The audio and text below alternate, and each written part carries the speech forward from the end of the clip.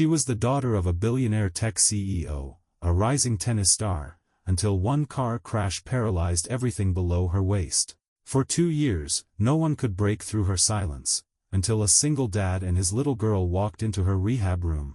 What he whispered changed the next 10 months of her life, and exposed a truth her powerful father never saw coming. The hallway was too white, too clean. The scent of antiseptic and old plastic seeped into your clothes, clung to your skin. It was the kind of place where time dragged its feet and no one smiled unless they were paid to. Jason Reyes hated hospitals. But he held his daughter's hand tightly as they walked toward the physical therapy wing. She was 8, maybe 50 pounds soaking wet, with curls that had a mind of their own and a teddy bear tucked under one arm like it was armor. Her name was Lila, and she hadn't spoken a word since her mother died last spring. Not one. Not even to him. He signed the clipboard at the volunteer desk without looking up. The badge around his neck read, Community Volunteer, Jason R., in cheap plastic print. He didn't care. He just needed the hours to keep the court happy. Probation for a bar fight, stupid mistake, wrong place, wrong time. But they gave him rehab center duty instead of jail, and that felt like a miracle. He would have taken any miracle. Inside the therapy room, it was all tension and soft murmurs. Nurses moving with quiet precision. Patients in wheelchairs, some hopeful, others hollowed out. Jason let Lila sit on the bench with her bear, then moved toward the far side where a young therapist was helping an elderly man stretch his legs. Hey, Jason said awkwardly. You need an extra hand? The therapist nodded without looking. Hold his shoulders steady. He did. He didn't speak much. Didn't need to. Just watched, learned, did the job. That's how he liked it. Keep your head down, stay out of trouble, and keep Lila safe. That was the rule. Until he saw her. She was parked by the window in a custom wheelchair, back straight, arms resting on her lap like they were placed there for show. She didn't move, didn't blink. Blonde hair cut clean to her jawline, no makeup, face like stone. She looked maybe 16, 17 tops. And she wasn't just still, she was gone. Like someone had packed up and left the building but left her body behind. No one was with her. Not a nurse. Not a therapist. Not even a book on her lap. Lila saw her too. Jason noticed his daughter inching forward, teddy bear clutched in both hands. She stepped toward the girl in the wheelchair with quiet little footsteps and stopped right in front of her, holding the bear out like an offering. The girl didn't look down. Didn't move an inch. Lila stood there for a moment. Then slowly, like it hurt, she placed the bear on the girl's lap and stepped back. Jason's chest twisted. Hey, he murmured to the therapist beside him, nodding toward the girl. What's her story? The therapist barely glanced over. That's Grace Walker, CEO's daughter. Car crash 1.5 years ago. Lost use of her legs and most of her will to live. Refuses speech therapy, barely eats. Won't talk to anyone. Jason blinked. Anyone? Nope. Not even her father. Comes in once a week, drops off flowers like she's a headstone. Jason swallowed hard. That's brutal. Some kids break bones. She broke everything. That night, Jason couldn't sleep.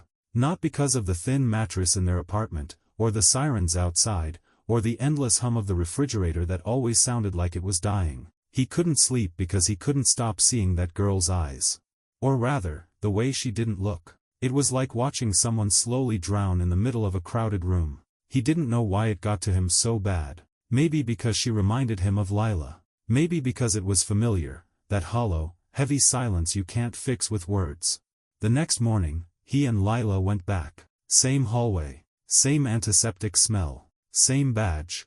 Grace was in the same spot. Same clothes.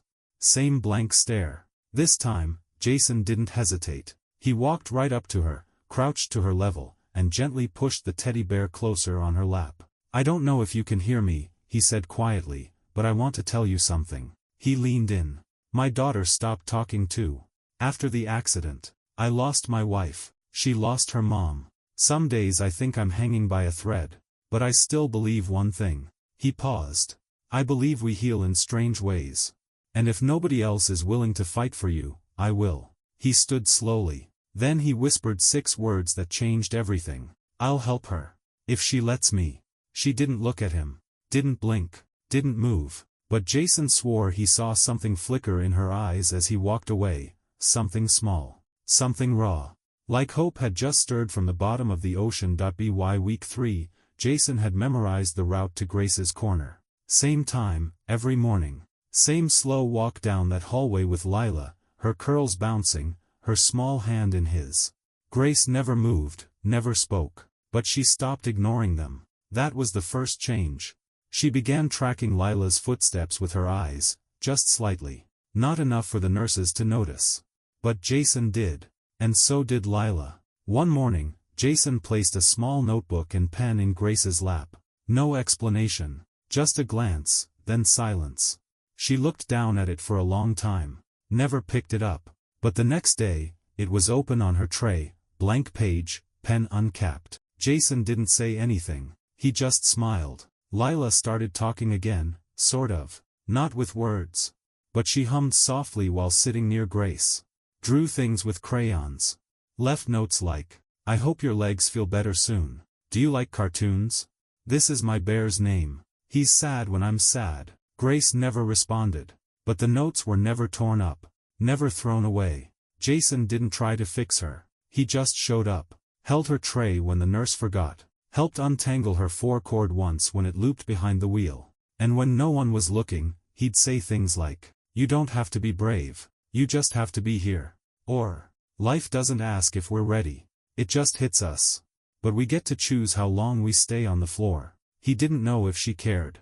Didn't expect a miracle. He'd stopped believing in those. But then, the music changed. It was a Tuesday. Rain hammered the windows like angry fists.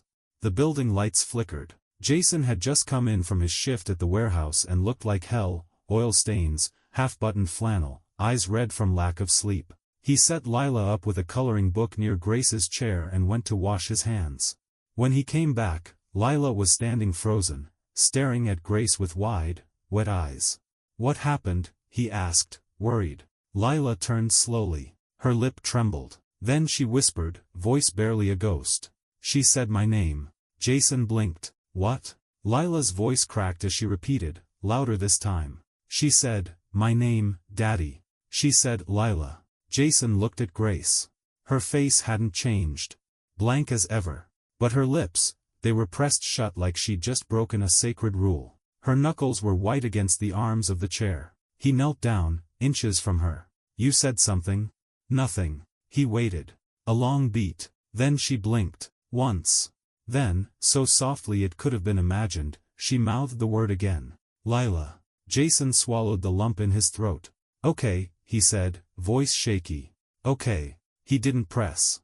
Didn't cry in front of her. He just took her hand, gently, and held it for the first time. Her fingers twitched, but she didn't pull away. By week 5, Grace's face started to return. Not with smiles, not yet, but with small, subtle movements.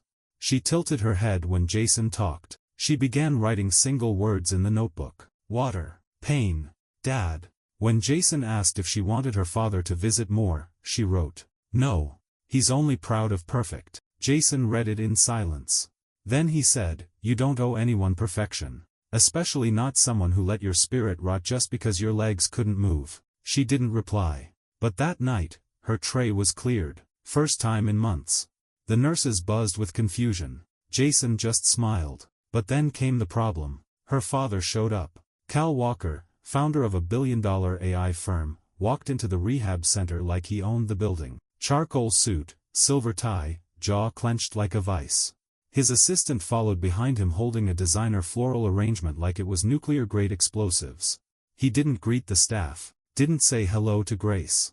He walked straight to Jason. "You're the volunteer." Jason stood, tense. "I'm a father. I'm told you've been speaking to my daughter. I've been listening to her. There's a difference." Cal's jaw ticked. "My daughter is in a very fragile psychological state. Any interference from untrained individuals could trigger setbacks. I'm asking you, kindly, to keep your distance." Jason took a step forward, voice firm. "She spoke her first word in 18 months last week. Not to a doctor. Not to a nurse. To my kid." The CEO narrowed his eyes. "You're out of your depth. Stay away." Jason leaned in, quietly. "If you think a suit and a private jet qualifies you to speak to a girl whose world fell apart, then you're out of your depth." For a moment, neither moved. Then Jason turned and walked away, straight to Grace's chair. Cal watched him, jaw clenched, eyes unreadable. He never visited again. But something shifted that day. The air changed.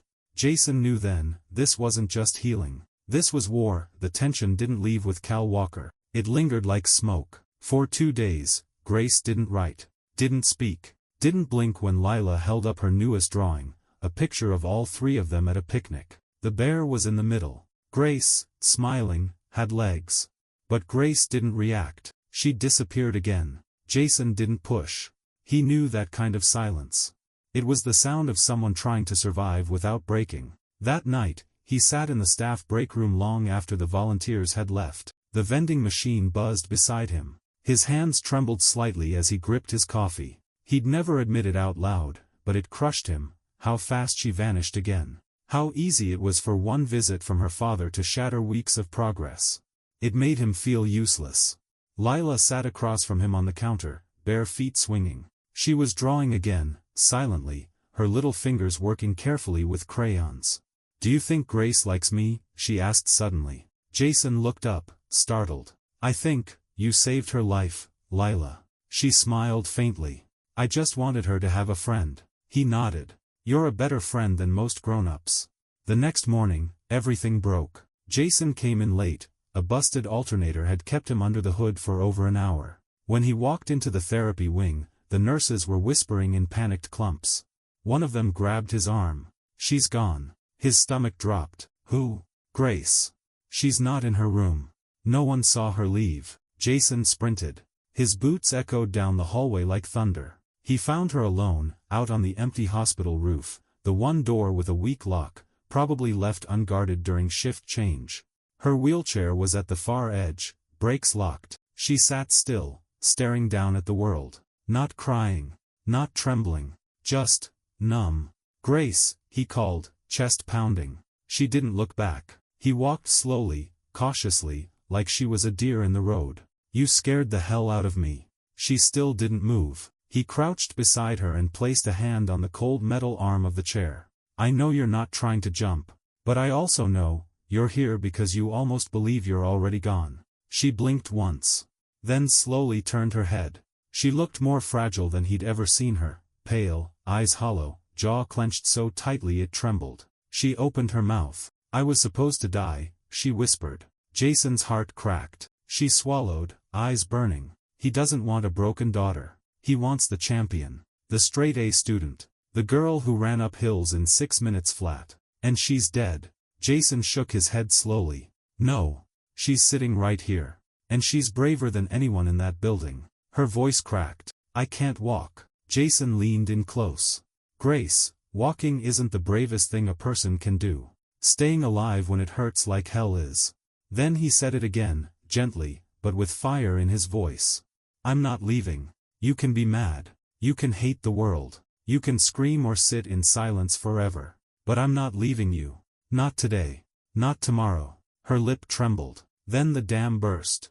She sobbed. Not pretty tears. Ugly, shaking, gasping sobs that folded her in half. Jason knelt beside her and pulled her into his arms. She didn't resist. She clung to him like a shipwreck. She wept for the life she lost. For the pressure she carried. For the father who never saw her soul, only her potential. And in that moment, something shifted. Not in her legs. In her spirit. Over the next 2 months, she showed up to every session. Not once late. Not once skipping. She started speaking more, slowly, but clearly. Her voice was low, rasped from disuse. But when she laughed, it sounded like glass cracking under sunlight. She even laughed at Jason's stupid jokes. Lila started calling her Gigi. Then came the day. 10 nurses gathered in the therapy room, pretending to look busy. Jason waited by the door. Grace, pale and trembling, gripped the parallel bars. Sweat beaded at her temple. The therapist stood inches behind her, ready to catch her. Lila sat cross-legged on the floor, holding the bear. Then, slowly, like a flower unfolding in winter, Grace pushed with her arms and dragged her legs forward. 1. Then 2. The first step was agony. Her knees buckled. The room froze. But she kept going. Her second step was stronger. The third made the therapist whisper, "She's doing it." By the fifth step, the entire room was silent. At the sixth, Jason dropped his coffee and said, "Holy hell." And at the seventh, Grace looked up, found Lila's eyes, and smiled. A real, full smile. Lila clapped wildly. The nurses wept openly. The therapist whispered, "She's walking." But Jason didn't move, didn't cry. He just watched, heart full, hands shaking. Because he knew, this wasn't his victory. This was hers. That night, as they left the center, a sleek black town car pulled up. Cal Walker stepped out. He looked at Jason, then at Grace, now in a wheelchair again, but glowing, alive, full of fire. "I heard," he said stiffly. Grace didn't look at him. "You didn't see it." He stepped forward. "I'd like to talk. Maybe have dinner this week." Grace looked him dead in the eye. "You can have a reservation. You can't have me." He froze. Swallowed. Then Jason stepped in. "You've got a second chance, Cal, don't waste it trying to fix her. Just see her." Grace nodded. "I'm not broken anymore. I was just waiting for someone to believe I wasn't." She turned to Jason, smiled gently. "You were the only one who did." Jason smiled. "You didn't need saving, Grace. You just needed a place to stand." She reached down, took Lila's hand, and whispered, "Let's go home."